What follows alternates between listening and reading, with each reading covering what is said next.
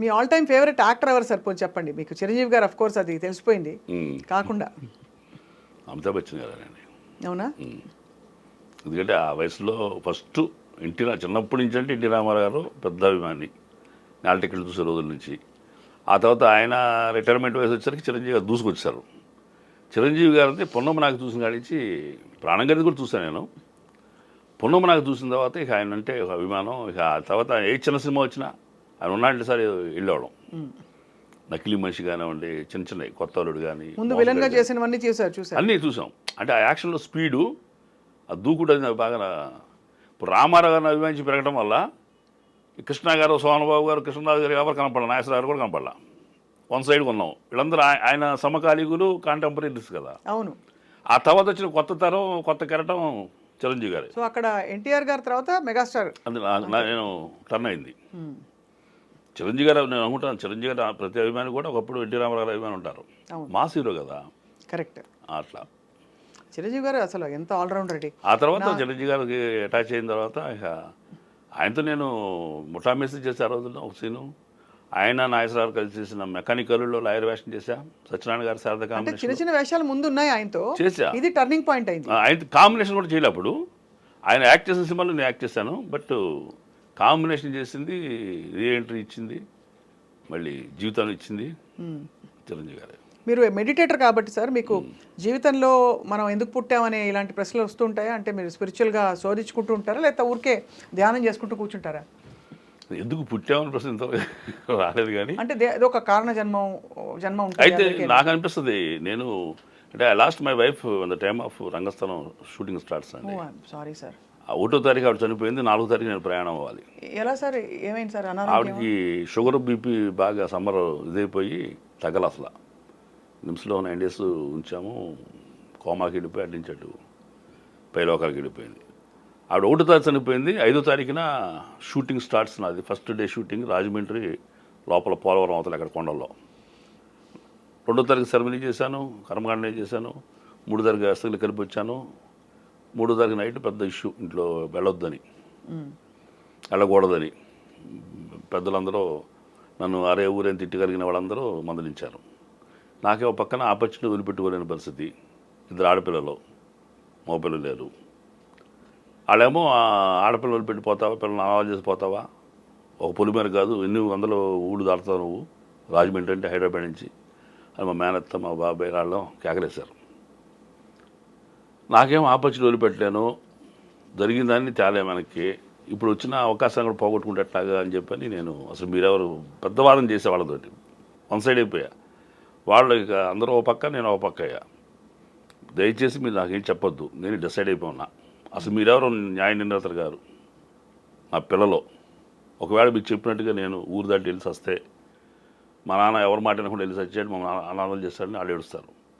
వాళ్ళ నిర్ణయం మీద వెళ్తే అదే సంఘటన జరిగితే సరిపోతే, మా నిర్ణయం మీద మా నాన్న వెళ్ళాడు, ఈ కర్మకి మేమే బాధ్యులమని వాళ్ళ మానసిక స్థితి వేరే రకం ఉంటుంది. కాబట్టి మీరు కాదమ్మా, మీరు రండమ్మా తల్లి చెప్పండి, మీ ఇద్దరు ఎవరు అక్కడొద్దన్నా నేను ఆగిపోతా, ఇద్దరు వెళ్ళమని వెళ్తా, మీ ఇష్టం చెప్పండి అంటే అసలు వాళ్ళు కూడబలుకు సీన్ లేదు. వాళ్ళు ఏడుస్తున్నారు పక్కన, ఈ అరుపులకిను ఈ కోపాలు తాపాలకి. చెరువు పక్క వచ్చేసి ఇల్లు డాడీ అన్నారు. అనగానే ఇక నేను చెప్పాను, మీరు దగ్గర ఇస్తుంది, నేను నాకు ఏడుపు వచ్చేసింది, ఎడమాకనమ్మా, మన దగ్గర పుస్తకం ఉంది చదవండి, ఒక విజేత ఆత్మకథ అబ్దుల్ కలాం గారు రాసింది. భగవంతుడిని మీకు గొప్ప విజయాన్ని అందించే ముందు ఆ విజయాన్ని మీరు భరించగలరా లేదా అని టెస్ట్ కోసం పెద్ద పరీక్ష పెడతాడు. ఆ పరీక్షలు విజయవంతం అయితేనే గొప్ప ఘన విజయాన్ని మాకు అందిస్తాడు. భార్య కావాలా, భాగ్యం కావాలా అని దేవుడు ప్రశ్నించాడే కానీ సమాజం చెప్పేలోపు మేము తీసుకెళ్ళిపోయాడు. అప్పుడు తేలేను, ఇప్పుడు నేను భాగ్యాన్ని వదిలిపెట్టలేము, నేను తిరిగి వస్తా. మా అత్త చెప్పి, అత్తాయి మేనత్తకి మీరు ఎందుకు వద్దన్నారు, మీరు సుకుమార్ గారో తెలియదు, రామ్ చరణ్ సమంత కాంబినేషన్ తెలియదు, మైత్రి మూవీస్ తెలియదు, సమంత ఫాదర్గా ఒక 10 ఏళ్ల తర్వాత కష్టపడితే కానీ రాని అవకాశం 2వ సినిమాకి వచ్చింది. మీరు చెప్పే ఊరు పొలిమేర కథ కూడా మీకు తెలియదు. ఎక్కడ విన్నారా మీరు పొలిమేర దాటి తెచ్చాడని? ఎందుకు దాటొద్దన్నారు తెలుసా మీకు? ఆ ఎమోషన్ వెళ్తే ఆ భార్య లేకపోతే ఎట్టా బతకను, అమ్మ లేకపోతే ఎట్టా బతకను, నాన్న లేకపోతే ఎట్టా బతకను, బిడ్డ పోతే ఎట్టా బతకను అనే ఎమోషన్లో వాడే సూసైడ్ చేసుకుంటాడని పెద్దవాళ్ళు చెప్పింది. పెద్దవాళ్ళు ఒక కండిషన్ పెట్టారట అని. అప్పటికప్పుడు రైటర్ కదా, నిజంగా నేను ఎక్కడ చదవలేదు ఇది. అలా ఒక చెప్పి ఆ నోరు ముయించడానికి అంతమంది నోరు ముయించడానికి పెట్టకదా నేను చెప్పేది. కాబట్టి అరే ఇటు పులి మీద ఆడతాడు చూడమని ఇద్దరు మనుషులు చూడమంటారు తోడు. వాళ్ళిద్దరు కాపలా ఏంటి ఇటు ఒంటరికి పోకుండా బయటికి. ఈ రకంగా మనం సాంప్రదాయం పెట్టారు అప్పుడు తప్ప పులి మీద దాడి చచ్చిపోతాడు కాదు. నేను వెళ్ళి చావటానికి కాదు, బతకటాకి ఈ అదృష్టం వాళ్ళకి రాదు. దేవుడు ఇచ్చారు. ఫస్ట్ సినిమా చిరంజీవి చిన్న వేషం అంటే ఆ ఎమోషన్ చెప్పి వీళ్ళందరి పేర్లు చిన్న వేషం ఉన్నాయని అంటే ఆయన ఆ వేషం ఏంటి. అసలు నేను మళ్ళీ సినిమా ప్రయత్నం చేయకపోతే సుకుమార్ గారు ఆఫీస్ నుంచి ఫోన్ రావడం ఏంటి. డెస్టినీ నా సినిమానే, డెస్టినీ నేను యాక్టర్నే, నా భవిష్యత్తు యాక్టర్నే. కాబట్టి అవకాశాలు నేను సాధించగలనా లేదానికి పరీక్షలు. కాబట్టి మీరు తల్లి మీరేం వరేవద్దు, తిరిగి వస్తాం తల్లి, ఒక 5 రోజులు ఓపి పట్టండి, శర్మలోకి వచ్చేస్తానని. అక్కడికి వెళ్తే అక్కడేమో ఆయన అయ్యప్ప స్వామిలో ఉన్నాడు. ఆయన మాల్లో ఎవరు మన రామచరణ్ ఆయన. నేనేమో భార్యకి కర్మకాండ చేసి మైల్లో ఉన్నా. చాలా జాగ్రత్తగా 5 రోజులు చచ్చానండి. ముళ్ళ పొద తాకకూడదు కదా. నాకు నిజంగా అప్పుడు భయం మైలా ఉంది కదా నాకు. నేనే కదా మా భార్యకి కర్మకాండ చేసింది. ఇక ముళ్ళ కంచిలో ముళ్ళ పొదలు అడ్డు చూసుకుని ఆయన ఆ కాంపౌండ్లో ఉంటే అన్ని పాకలు అక్కడ ఈ పాకలో ఉండి బాబు అని చిరునవ్వుతో నమస్కారం పెట్టేసేసి పక్క వచ్చేవాడి. ఆయన లేచి సెకండ్ ఇవ్వటానికి వచ్చేంత మూమెంట్ ఉండేది. బట్ నేను అది చూడట్టుగా టర్న్ అయిపోయాడు. అంతవరకు పాటించా 5 రోజులు అసలు ఎవరిని తాకల.